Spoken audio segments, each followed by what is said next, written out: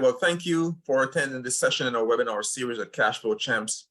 Today, it is our intention to bring you good content on a weekly basis and to develop good relationship with you, and also to be a resource for you in the multifamily syndication space. Today, we'll be covering the topic onboarding investors for multifamily syndications. And in this webinar, we will cover why create an investor onboarding system. We'll go over the 5 systems, the investor conversion process, of which the investor onboarding system is one of those. And we'll also talk about the investor introductory email that goes out to the investors. So those will be the things we touch on today. But let me just take a quick minute to introduce myself. Paul Sr., one of the managing partners with Cashflow Champs. And I live in Washington, D.C., or outside Washington, D.C., rather, in Maryland, county called Prince George's County, Maryland, with my wife and children. And just if you want to get more information about us and our team, you can always go to cashflowchamps.com. And there you can just hover over the About Us button, and you'll see all the partners and managing partners of Cashflow Champs, and you can learn some more about us there. I am a co-host of the Cashflow Champs Real Estate podcast. I do that podcast with Prashant Kumar, one of the managing partners as well. And in terms of our team portfolio at this point in time, we have about 146 million asset under management, a little over 1,600 doors, and we're looking to grow that here as we will be going to settlement on a deal in the next 2 weeks in the Atlanta MSA, which is a 236 unit deal. We do have some free resources for you as well at Cashflow Champs. So we do have an underwriting session that one of our managing partners, Charles Seaman, holds on Saturdays at 4 p.m. So if you go to cashflowchamps.com/underwrite, you can sign up there for free. It is a free session, and he delves into the T12, the rent roll, the OM, and quite a few people are normally there asking questions and just learning how to underwrite. And you can also see how we underwrite our deals as well. That should be a good thing if you want to attend that. It is for free, so you want to go ahead and click on or just scan the QR code in the middle of your screen, and you can use that one there. We also have a paid program, which is the Aristocrat Coaching Program. And if you are in need of coaching, if you want to grow your portfolio, if you haven't started investing yet and want to learn how to do that in terms of multifamily syndication, we can actually help you with that. I think it's a great program. We have some students there who are learning right now. They're in on some of our deals. So we always tend to give our students those opportunities to take down a deal. One promise we made in that program is that, you will absolutely do a deal if you come into the Aristocrat Coaching Program. This is not just theoretical. We're trying to make it very practical for our students. So you can scan the QR code on your screen there as well. And in November 17, 18, and 19, we'll be having our annual Cashflow Champs Virtual Summit. So we had one last year, it was a great success, had the greatest speakers in the country there. And that content is actually still available to you, I think, for a nominal fee if you go to cfcsummit.com. But you can also go to cfcsummit.com and sign up for the one coming up in November. That is free. And, those are resources that we have for you. So if you have any questions as we go through this session today, feel free to drop those questions in the chat, and I'll be happy to answer those as I go through the presentation. And also, at the end of the presentation, if we don't get a chance to answer it during. This is a disclaimer our attorney would like for us to make. We want to make reference that I myself, I'm not an attorney, financial advisor, tax advisor, or an accountant. The purpose of this webinar is for information purposes only. You want to seek the advice of those professionals for those respective areas. So let us engage a topic today of just onboarding investors for multifamily syndication. So this should be a good one. Not going to be long, but certainly should have good content to share with you. So why do you want to create an investor onboarding system? Well, quite a few reasons, right?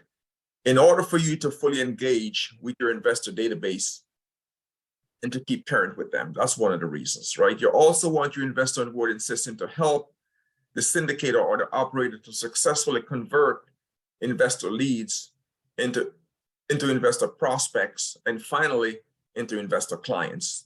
That's what you want. You want people to invest with you, and you want to let them grow through that stage or matriculate through those stages from investor leads to prospects to clients. Your investor onboarding system help you to attract new investors and help avoid certain common pitfalls and mistakes that can repel potential investors. So the system also streamlines your process, thus enabling the operator to have the most efficient and effective use of time and effort.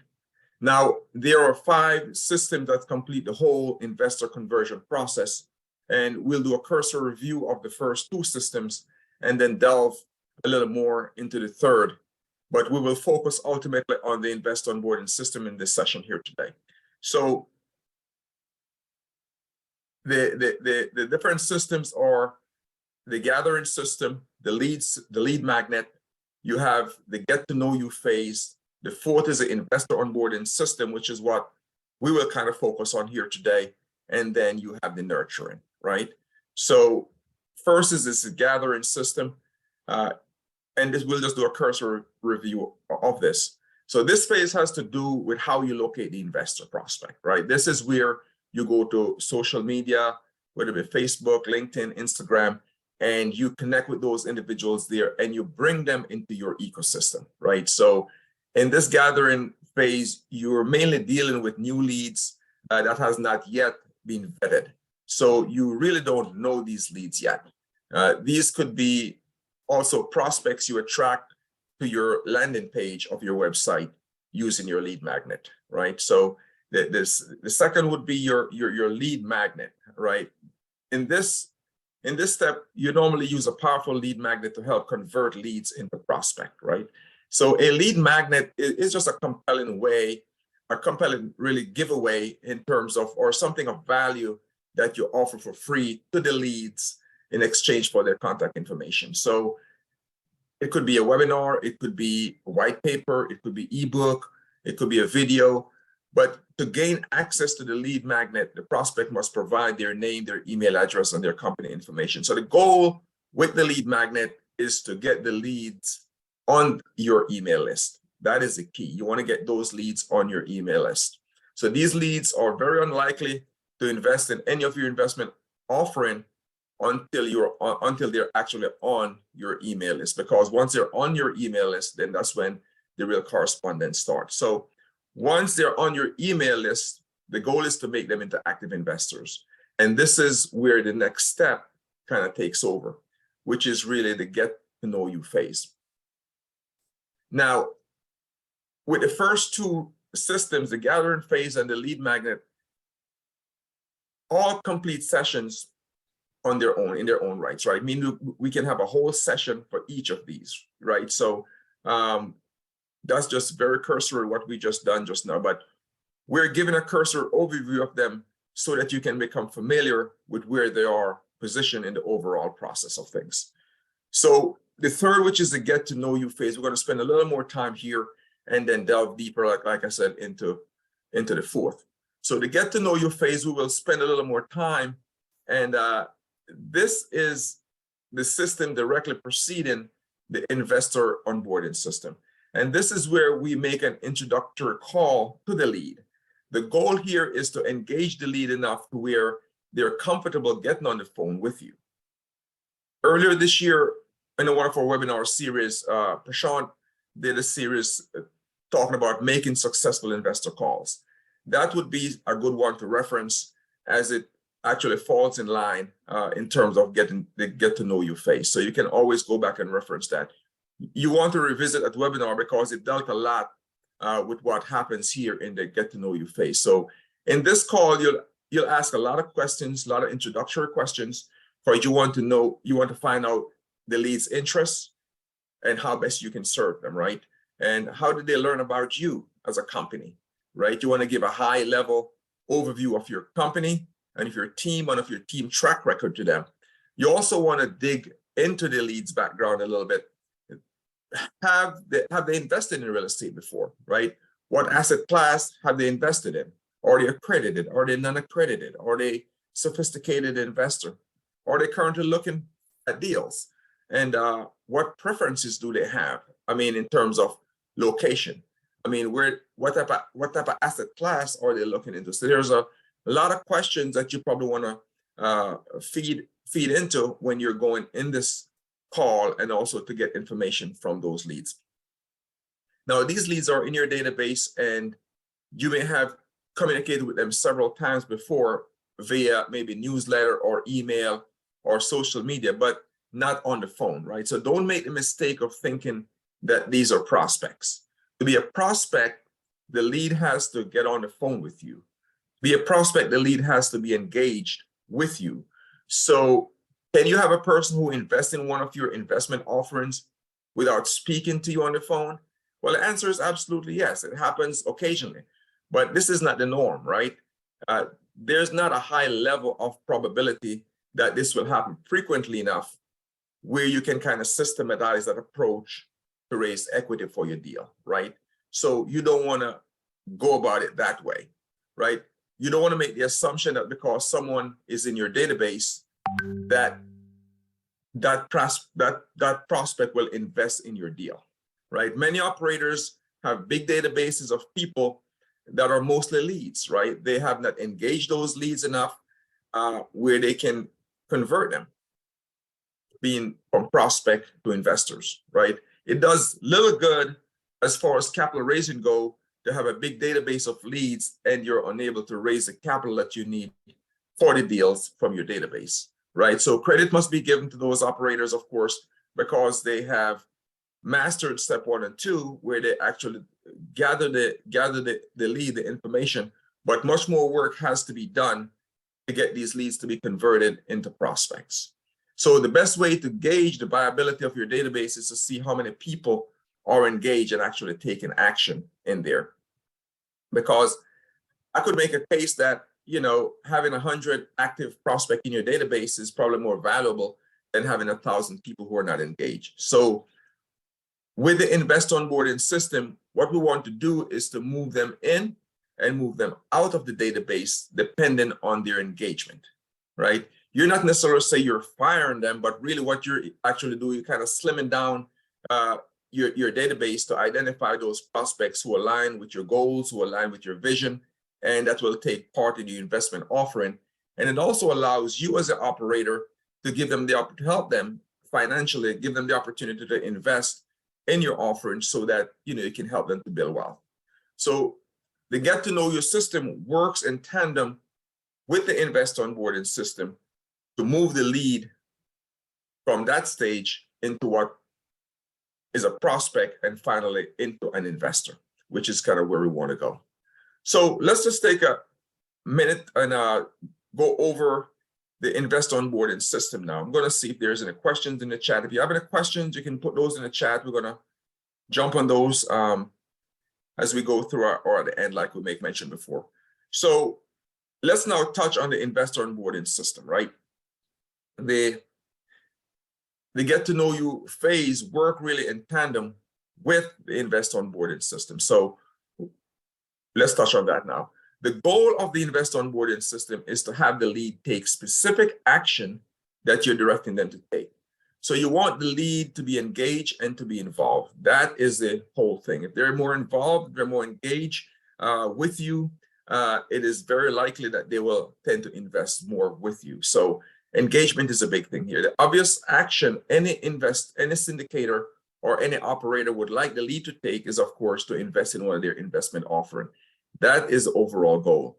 So, but having someone take a specific action is not usually easy, right? Typically, a person will need about 7 high-level touches before they make a purchase, and that has been researched and documented. So, 7 high-level touches. You got to be creative in terms of how you make this happen, and to keep the lead engaged, that we can convert them to be prospect and then convert them to be investors. So the investor onboarding system starts immediately when the get to know you call is completed. In fact, it can actually start before the call ends. So what you want to do here is to have a fully and comprehensive email ready and prepared for you to send out to that prospect, even while you have them on the phone, right? So even before the conversation ends, you can get an email across to them. So ask the prospect, you can send the email, you can ask the prospect to verify receipt of the email while they're still on the phone. Guess what you're doing? You're having the prospect taking action right there and then. So the goal here is to interact with the prospect and to get them engaged. The more meaningful interaction you have with these prospects, the higher likelihood you will have of them making a purchase for you. And of course, in your case, as a multifamily syndicator, would be to be an investor in one of your offerings. So in a nutshell, we're engaging the prospect and having them take action simultaneously while we move them from the position of a prospect to that of an investor. Now, as you engage the prospect more frequently, you will find that the level of trustworthiness and the level of credibility increases, right? So trust and credibility are important values in any relationship. And in the syndicator investor relationship, it is no different. So you also want to have your prospect engaging with your website and eventually with your investor portal. Any action, well, another action that you can take is just provide them with the URL to your website, right? So the prospect can even use that. Even while they're on the phone, you can direct them to valuable information on your website that will be helpful to them. You want to have these prospects engage with you, your company, and what you're doing. Now, actions on the investor portal may come a little bit later down the road as the relationship gets stronger, right? The investor portal is great from a standpoint of compliance. It is also great from a standpoint of record keeping and tracking. So initially, you may just have the prospect use the investor portal as an avenue just to check out the current deals that you have, right? Of course, we keep our deals on the investor portal, but you want to verify that these individuals that you're dealing with, you want to make sure they're accredited investors, right? So let's talk a little bit more about the fully detailed and comprehensive email we referenced earlier, which is the investor introductory email. So this is an email we make mention that you want to get out to the prospect immediately after the call with the investor, or even have the email go out while you have the investor on the call, right? So this investor introductory email, it can be set up to be automated. You can set up this email, you can set up email templates for it, and the email can be set up in your CRM. I mean, very popular CRM are HubSpot, ActiveCampaign, and we also use Kartra as well. So you can set up these email in one of those CRM. So the email must have your company overview, right? It must have a strategy. It must have your team track record on it. Those are things that you want to be a part of the email. And you can get links in the email for your company overview. You can get links to the track record. You can also get links to the strategy. And you can use tags in the CRM, optimize these links, right? This will help enable you to track where people are engaging most. So this will help to determine if people are, more checking out your track record as compared to your company overview, or is it that they're going directly to your investment offering? This will provide valuable feedback for you as an operator as to how these prospects are interacting with you. Remember, if you're given information on your investment offering, on your website, it must be a 506C as in Charlie opportunity, because of course you want to keep compliant with the SEC regulation. That's the one that allows you to advertise, right? So in your email, you can also link out to the investor testimonials as well. The beauty of this email is that it will answer about 85 to maybe 90% of the questions even before they come up. So you want to try to make this email as organized as possible, right? Now, a neat thing to do here is to send the email out while you're on the call, like we said before. Ask them to check, confirm that they receive it, and guess what? Again, you are having them take action right away. It's a key piece. This is definitely a high-level touch that you want to achieve on a continuous basis. Again, you need about 7 high-level touches with a prospect before you can actually have them converting over to being an investor. Another thing you can do is to have another call to action. by having the prospect, doing a follow-up call or attending your webinar series, or if you have a meetup, all of those are different things that you can have the prospect involved with. You want to have them, actually meeting you at the meetup. You actually want to interact with these individuals. The touches are just so important. Now, that's about 2 or 3 touches we just have just by the email, right? We have them opening the email, we have them reviewing the investor portal, we have them probably attending a webinar series that we ask them to attend, maybe a meetup, whatever it is. So, those are the things that you want to do with these prospects, so that with these leads, so that you can convert them into prospects and actually into investors. So that's kind of wrapping up on the onboarding there. The fifth thing that we want to touch on briefly is just the fifth system, which is the nurturing system. We won't be long on this. And of course, the nurturing system just have to do primarily with the investor follow-up. So the same investor email that you send out can be broken down into just 3 or 4 smaller segments, right? So these email can be set up with tags. They can be automated to go out the following day or every 2 days afterwards. But just be creative about it in terms of the content that you send out.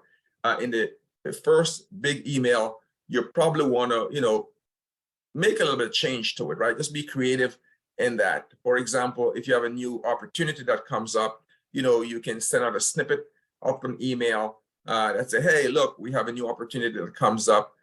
Check it out here. And even though they have received the big email before, that's just a small segment of it. And so, but it's another way of touching them, right? Touching them with something new, touching them with something fresh. Because remember, the aim here is to get 7 high-level touches in a reasonable time period. This drastically increases the probability of converting them from a prospect to an investor, which is the overall aim. So finally, you can continue the conversion sequence by just asking them, again, to join your podcast, join your weekly webinars, go to your monthly meetup, or just any of the different activities or opportunities that you can present to them. But all your correspondence must have a call to action. It is best to do 1 call to action, though, for each email. You don't want to have the prospect getting overwhelmed with too many choices, because you won't get such a good result. So the prospect does normally, respond to 1 call to action, and then from that 1 call to action, you'll probably get better results there. So all these systems work together to build trust. They work together to bring credibility with the investor. And these are critical things that you need to have going with the investor in order for them to invest in your investment offering. Next week, we'll have Prashant Kumar presenting. And that's another topic that's very relevant in terms of just being in the multifamily syndication space here in general. I'll just take this opportunity just to let you know, if you haven't joined us yet on the Park Valley apartment homes opportunity. That's a 236 unit apartment home in Decatur, Georgia. We are going to close in on that one in about a week and a half, 2 at this point in time.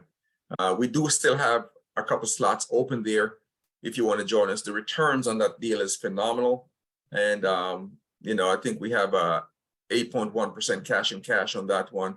And the AAR on that one is 17 or 18%. So investors are getting great returns on that one. Still have some slots there. So if you want to join us, do so before it's too late. Just, drop your information in the chat or just send me an email, paul@cashflowchamps.com. Would love to have you on that one. So thanks again. Appreciate you coming today.